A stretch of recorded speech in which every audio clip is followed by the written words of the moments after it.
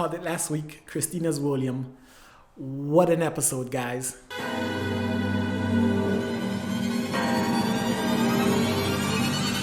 Hey guys, Shalon here. Welcome to the Bingezone. On today's video, we're talking about Lovecraft Country episode 5 titled A Strange Case. But before we begin, guys, definitely hit that subscribe button. Check out my podcast, the Magical Negro Podcast, where I break down this episode even further and go in more detail than I can in a YouTube video. So definitely check that out. That's in the description below. And before we go on, guys, I have merch. Check it out. I have these cool Lovecraft Country shirts. Check it out. Support a brother. But with that being said, guys, let's dive into this episode. And this week's episode starts off and we see Dell in the bed. If you guys remember Dell, she was the white lady from the second episode, the racist one from that town. And it's like, her? I thought she died. But then we find out that this white lady is Ruby, and the passionate night she had before with William ended up transforming her into Dell. And I knew something was up the moment they exchanged blood and they kissed. A metamorphosis happened. But Ruby goes out into the streets and she's trying to figure out what's happening to her, and she bumps into this black kid. And it's like, these cops come out of nowhere. I swear to you, these cops were like Captain Save a White Hole, right? They came out of nowhere to harass this kid. And it's crazy because Ruby was the one who bumped into the kid, but because she's a white woman, the cops come out of nowhere and start harassing him, calling him an animal, and pretty much beating him down, making it seem as though he was the one who assaulted her, when she's technically a white woman on the wrong side of town, and everyone is pretty much trying to stay out of her way. So that goes to show just how crazy the criminal justice system is and how cops are when it comes to the protection of white women, especially in contrast to dealing with black men and black people in general. Because had this been a black woman bumping into a black guy, they would have kept it moving. Because she was white, they went full ham, and it's like, bruh, seriously? And the crazy part about this is it shows the hierarchy of race, right? It goes white men, white women, black men, black women. Because while Ruby is white, she supersedes the other two, but because William is her husband and he says that that's his wife, they bring her straight to William, and it's like, she seems panicked and frantic at the fact that you're taking her home to this white guy, and it never crosses their minds that maybe she's being abused at home. No, the white guy says bring his wife, so they bring his wife. So now we find out that William was working on this spell, this metamorphosis spell, in order to transform people from one state to another. Think of it as a butterfly manifestation, but while this is happening, the TV is talking about locust manifestation. It's like you have two different forms of manifestation in this point. You have the caterpillar becoming a butterfly, but you also have larvae who cocoon and become locusts. So locusts and butterflies are two opposite ends of the spectrum, which correlates to the entirety of the episode. You have white woman, black woman, white man. Like, you have the evils of white people and the lust of white people wanting black people. It's like Ruby becoming Mrs. Davenport is Ruby becoming a locust. But when Ruby breaks out of that and becomes herself, she becomes a butterfly who cocoons herself. But we're going to get deeper into that later in this video. Moving on from Ruby, we flash to Montrose, and Montrose is looking solemn. Tick comes walking in with Letty, his boo, and they're excited to talk to Yahima and find out that Montrose actually let her go. Tick knows what that means, and Tick beats the living crap out of Montrose. Now, this is not just because of Yahima. This is years of Montrose fucking with Tick, abusing him as a child, scolding him as a grown man. All his pent-up rage and frustration is him beating down on Montrose. And it's like, Tick was gonna kill him. Tick was gonna flat out kill him, which scares Letty because she's never seen Tick this way. So when she goes downstairs and Tick is frantically looking for pictures of the words of Titus Braithwaite, his book and his book of spells, it's like she's scared of him. She shows up with a baseball bat just in case he snaps, because she doesn't know if this is him or is this the magic possessing him. It's all there, and it shows that Tick, it has a side of unhingedness. Tick has an issue, an anger problem. It could be that, or more so, it could be the pent-up frustration towards his dad. Like, this was like the last straw that Montrose did that broke the camel's back for all the years of abuse. This is also another form of abuse. Tick and Letty and all of them risked their lives the previous episode for these pages, and Montrose just throws all that hard work out the window. Tick is justifiably pissed the fuck off. I would be, you would be, we'd all be pissed off. Like, Montrose had no right. We then shift back to Ruby and William, and What really shook Ruby about becoming white was the fact that she was crazed and deranged, but no one was afraid of her. The fact that was they were afraid for her. Like, even in the black community, a deranged white woman, instead of being afraid of her, they're afraid for her. That shows you the privilege that's afforded to white women. That shows you the privilege that Ruby was able to experience by being a white woman for a day. So she decides to take Willem on his offer and actually take the serum and go out and spend the day as a white woman. And damn, it was a lovely day. Like, she walked in the park, she read a newspaper, they gave her free ice cream, like, people bowed to her, moved out her way. It was a lovely day. It was like, wow, being white really is swell, especially if you're a white woman. Guys, answer me this in the comment section below. Would you become a white woman for a day to experience how life is different and how to walk in those person's shoes and see just how society changes? Or fuck that, like, you don't want to even experience and be even more angry at the fact that this is what it is for me because my skin color is different? Let me know, what would you do in the comment section below. I'd love to find out. So we shift back to Tick and Letty, and Letty talks to Tick, and you see that Tick really did beat the shit out of Montrose to the point that his knuckles are damaged and he's healing. And Letty walks up to him, and Letty says she's afraid of Tick. She's never seen him that way. And Tick lets her know that he's not violent. Like, he's not a violent person. Something happened in the war. And again, we're mentioned with the war in Korea. Like, we're 5 episodes deep and we don't know exactly what happened to Tick in Korea, but we know that fundamentally changed who he was. And I'm dying to find out who he is, who his Asian bae is, and just the whole story behind that, because it's shaping the narrative and it's shaping the behaviors of our main protagonist. And it's like, we have to find out what happened to Tick. What changed this sweet, nerdy boy to the man that he is today? Like, it's very, very telling that this Korean storyline plays a bigger role in the later episodes. So Ruby, being a white woman, ends up going to the department store that she went to work at, Marshall Fields. And while she's there, she gets a job interview. She shows up with her resume and she is overqualified to the brim. Like, the manager was like, yo, you're even more qualified than me. Like, you could have my job. And he offers her the job of the assistant manager. Let's let that sink in for a second. All these things are qualifications that Ruby has as herself.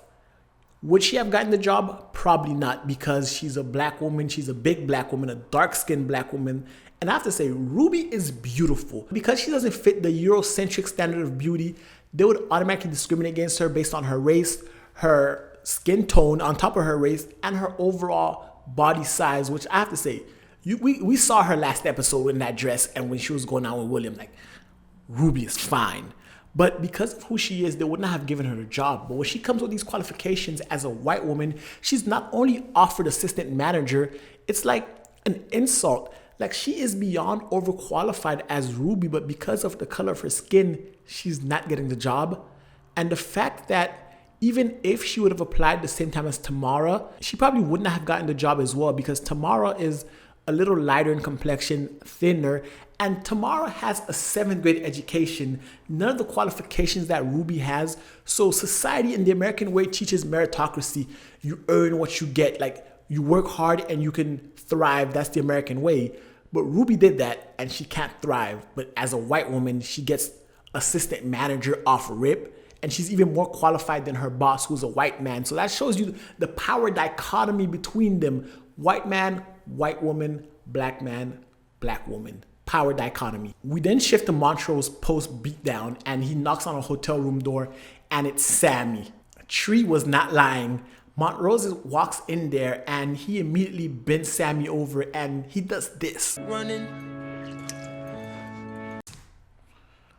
This. Running. This is nasty as fuck. Let's pause for a second. Montrose being gay, cool. Gay sex, I watch TV, I do reviews, I see this all the time, right? But the loogie, the spitting of the loogie, the phlegm, the hurt, the pain, Montrose didn't just spit boogers or loogie, phlegm. He spit out his hurt, his pain, his anguish, and he used that as lube. And that is fucking disgusting.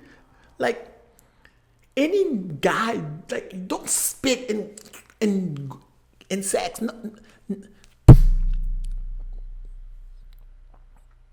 You can spit, you can do whatever. But what Montrose did was disgusting. And he just takes out all his pain, all his frustrations on Sammy. And after he relieves himself and Sammy wants to kiss, Montrose stops him and Montrose just goes down on him. And it's like Montrose is not ready for that intimacy yet. He's not ready to embrace Sammy and embrace his inner homosexual or whatever he is repressing because of his beatdown by his father. Because if you guys remembered last episode when he was going through it, you heard the voice of his dad telling him that why is he wearing a flower on his head, and his dad starts beating him and he apologizes to his dad. And we also remember in the second episode when Uncle George told him like, why did you stop drawing? Why did you used to love drawing when the baseball players came to town or the soldiers came to town, and you used to love going over there to meet them? That gets me thinking Montrose always had this repressed sexuality, and when he tried to express it, his dad used to beat him down. So it's repressed. So of course he can't connect. He had to put on this facade for so long that it's hard for him to connect with Sammy. But the key point here, besides the fact that Montrose has intimacy issues, is the fact that Tree was right. I want to see Tree again. Now that I know he's not 100% bullshitter, I need the character back. When Ruby as Mrs. Davenport finds out that Tamara is underqualified, she's upset. Like, Ruby starts being super petty because she feels that she was more qualified than this girl, but because this girl got the job, it's kind of an indictment on her.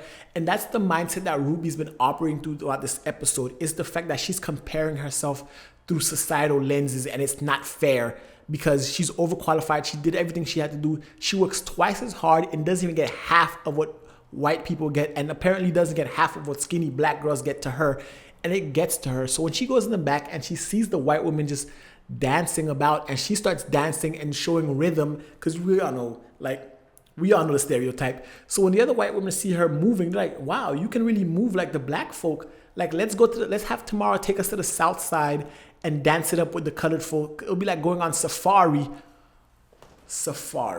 Really. Going to hang out with black people is like going to the safari. And this is a cultural thing that's been happening since black people have been fetishized, culturalized, whatever you want to call it, by the white majority.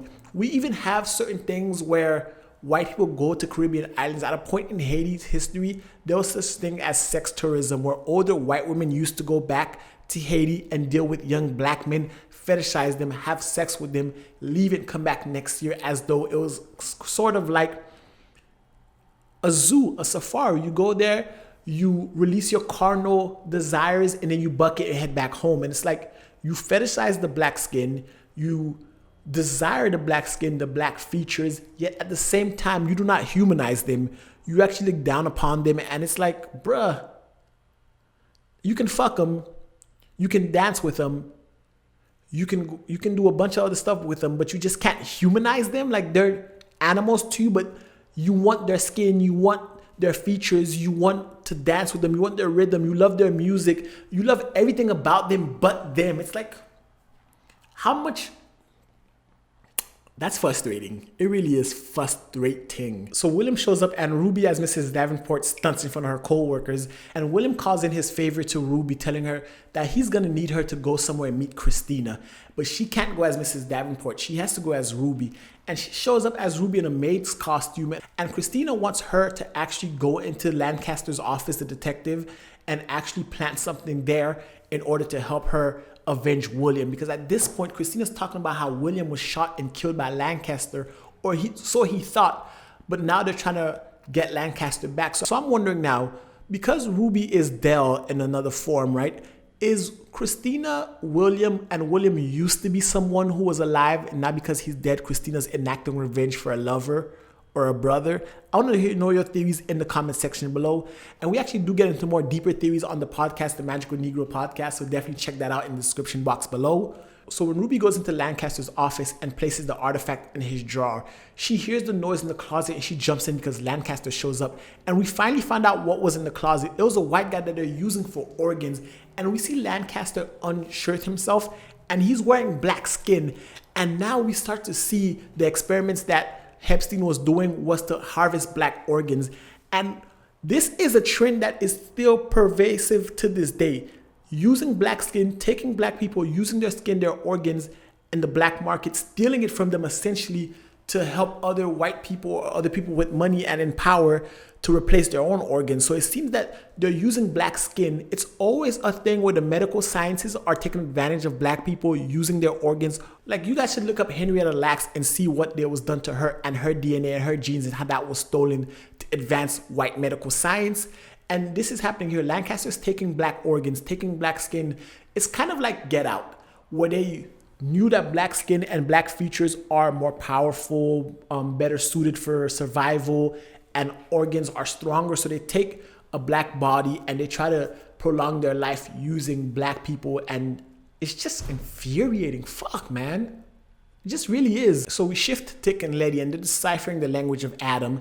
And Tick starts to get some headway, but when he tells Letty about what Montrose didn't just let Yahima live. We all know Montrose killed her. So Letty starts to realize that Tick is obsessed with magic, and it's the letters and Adam and all those that's influencing his behavior. But he's letting her know magic in itself is not inherently evil.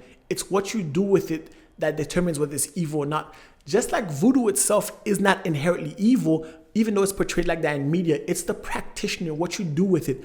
Because all these things have positive effects and positive applications.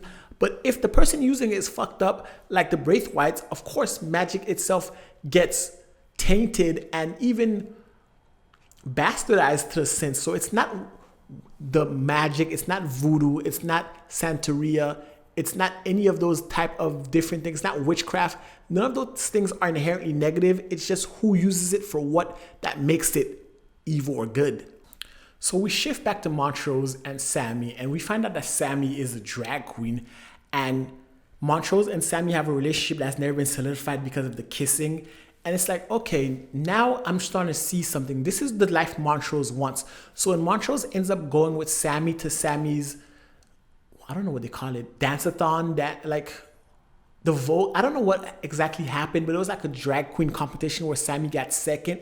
And Sammy takes Montrose to the center stage and they start dancing. And it's then that Montrose starts to become uncomfortable, starts to break out of his shell. Because this whole episode is about metamorphosis and breaking out of your shell. So Montrose breaks out of his shell and accepts who he is, kisses Sammy in front of everybody. And this is who he truly is. And that's really touching because Montrose, I told you guys, was my second favorite character. So seeing him break out of his shell and accept himself for who he is, I hope that it doesn't change his character dramatically because he is my favorite character. But I want to see more of Montrose and what happens. Moving on from that, we shift back to Ruby, who takes her co-workers to the south side, and we see them dancing and taking advantage of black people. They can move freely within black space, even though that same thing is not afforded to black people to move freely in white spaces. But we don't discriminate. We're not fucked up like they are, so we let them drive out and have fun. And then Ruby goes and has a struggle and crisis of consciousness in which she doesn't want to use the vile spell to actually turn white anymore. And while that's happening, she sees her manager tries to rape Tamara and wants to see what black cooter is like. And it's like, I said cooter. Oh man, sorry, I didn't mean to break character. But it's like, bruh, really? Really? So she becomes disillusioned. She heads back to the house and she meets Christina. And Christina tells her, who is Ruby uninterrupted? Who is Ruby truly? And this episode is all about Ruby breaking out of her shell, becoming a butterfly. But better yet, it's about the gem that is Ruby. Ruby's name is analogous to actual gem, a ruby diamond, a ruby stone.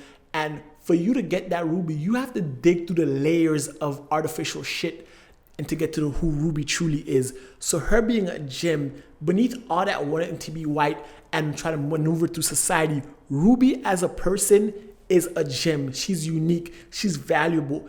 And it takes this episode for her to truly realize that being unfiltered Ruby, being the purest form of a Ruby, uncensored, uncut, Ruby uninterrupted, that's who she truly is. So when she goes back to the office as Mrs. Davenport, and she brutally rapes the manager with a stiletto in the ass. And I'm sitting here like, as a man watching that shit hurts. But as a black man who knows how much of a scumbag this guy is, he deserved every bit of it. And I'm like, you go, Ruby. He got exactly what he deserved. Fuck yeah.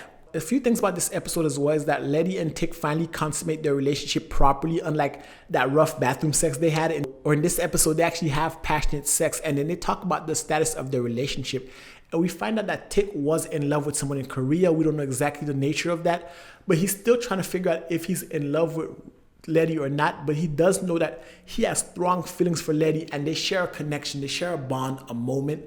And that is touching because we see the evolution of their relationship, but it doesn't just jump from, I just met you a few months ago after years, and now we're madly in love. Like, they're growing together, and we're seeing black love actually grow right in front of us. They have different personalities, but they always can be soft with each other. They can always look out for each other, and they're honest about their relationship. They actually sat down and had a heart-to-heart about the nature of their relationship, and that in itself is a beautiful thing that you normally don't see in this type of media, in movies. They don't have time to explore the intricacies of their relationship. They just, we meet, we're in love, happily ever after. But the fact that they're actually talking about it, kudos, and that shows that, again, breaking out of your shell, becoming a butterfly. Tick doesn't really express himself. Throughout 5 episodes, we don't know much about Tick. We know what's happened to him, but we don't know much about who he is as a person, as a character, his inner thoughts. And the fact that he can share that with Letty is actually a beautiful thing. And then, of course, we find out that Christina is William, but we knew that last episode. I told you guys that last episode. Man, subscribe to this channel because I'm always on point with my predictions. Just subscribe. Just subscribe. Subscribe. Check out the podcast. Do it. Check out these cool shirts, by the way. Do all that because I know this. I does this. As Tick, but then afterwards, Tick is actually deciphering. But afterwards, Tick is actually deciphering the letters. After this, Tick is actually deciphering the language of Adam, and he comes to find out that his Asian boo warned him about this. She knew something about his lineage, and the episode ends with him calling her, trying to find out what she knows, and she hangs up on him. So next episode, we have to find out more, or later on this season, we have to find out more about what happened to him in Korea. Because at this point, we have to find out what happens to our men when they go to another country and they actually are involved with other people. Racism is not just something that happens in America. It's permeating throughout the entire world. So I want to find out more about Tick's relationship. But anyway, guys, that's it for this week's video. If you like the video, give it a thumbs up, hit the subscribe button, and until next time, binge on.